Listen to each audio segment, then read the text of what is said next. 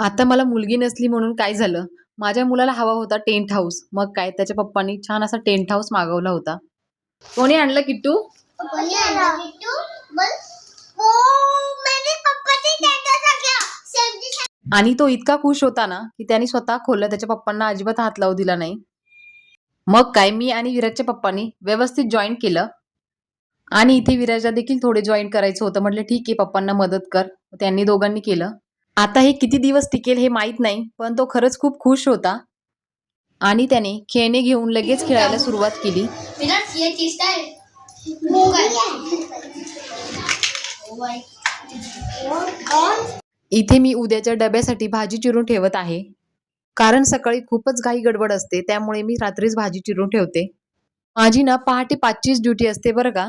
कोणाची 5ची, 6ची, 7ची, 8ची अशी ड्युटी असते. मला कमेंटमध्ये नक्की सांगा आणि व्हिडिओ आवडला असेल तर चॅनलला सबस्क्राईब करा, लाईक करा. धन्यवाद.